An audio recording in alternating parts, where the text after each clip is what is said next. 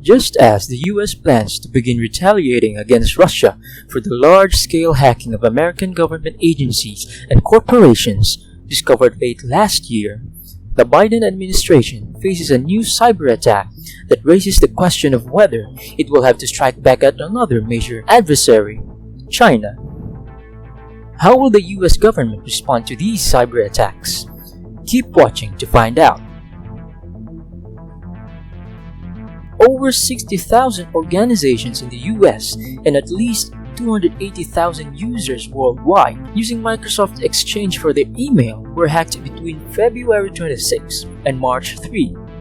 The organization behind it was assessed by Microsoft to be a Chinese state-sponsored group. The issue has taken on added urgency at the White House, the Pentagon, and the intelligence agencies in recent days because the compromised systems were being used by small businesses, local governments, and some key military contractor accounts.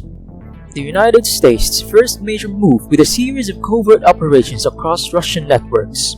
Networks that are intended to be evident to President Vladimir Putin and his intelligence services and military, but not to the wider world.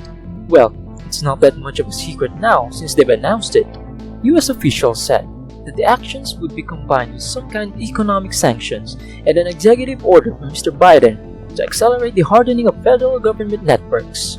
It's quite a shock to discover that the Russian hacking actually went undetected for months until it was discovered by a private cybersecurity firm. Back in 2018, ex-President Donald Trump had signed a new order giving the United States Cyber Command broader authorities than it had during the Obama administration to conduct day-to-day short-of-war skirmishes in cyberspace, often without explicit presidential authorization. Under this order, Cyber Command will have to bring operations of significant size and scope to the White House and allow the National Security Council to review or adjust those operations. The forthcoming operation against Russia and any potential response to China is likely to fall in this category. American officials continue to try to better understand the scope and damage done with the Chinese attack, but every day since its revelation, it has suggested that it is bigger and potentially more harmful than first thought. This is a crazy huge hack, says Christopher C. Krebs, the former director of the Cybersecurity and Infrastructure Security Agency, as he posted on Twitter. The initial estimates were that 30,000 or so systems were affected, mostly those operated by businesses or government agencies that use Microsoft software and run their email systems in-house.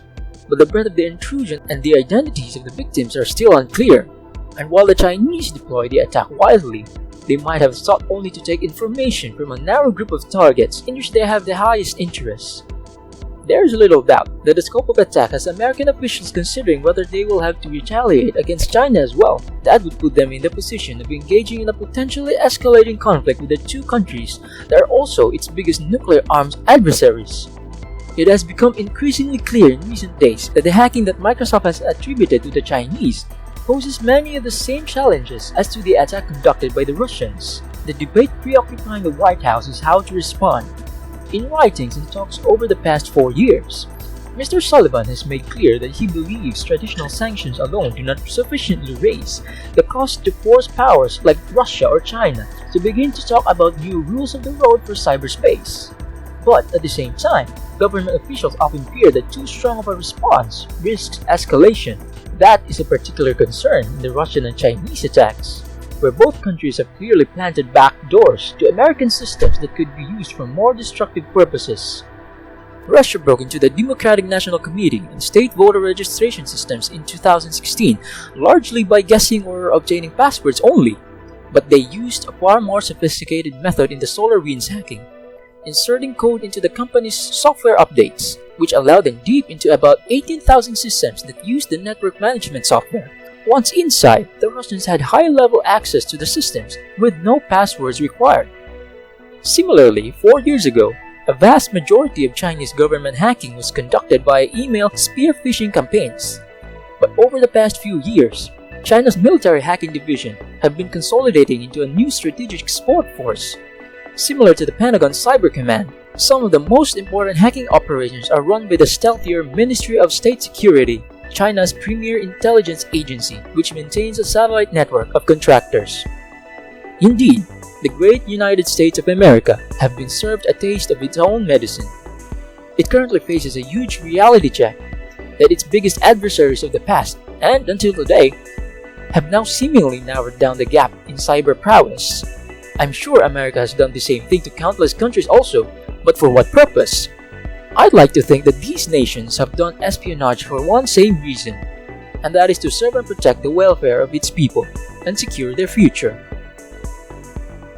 Welcome to the new age of warfare, where three cybersecurity rivals hack into each other with the most sophisticated espionage in human history, having three very different points of view. And while Russia's sprawling SolarWinds supply chain attacks and China's intrusion into Microsoft email servers may suggest America needs to hack back and reclaim its dignity with some righteous retaliation, but experts say it's not that simple. As much as we are entertained to watch all these action-packed cyber warfare, I hope it doesn't get out of hand and lead to outcomes we will eventually regret. If you enjoyed the video, smash that like button, subscribe, and hit that notification bell so you don't miss out our latest videos. Thanks for watching, and I'll see you in the next one.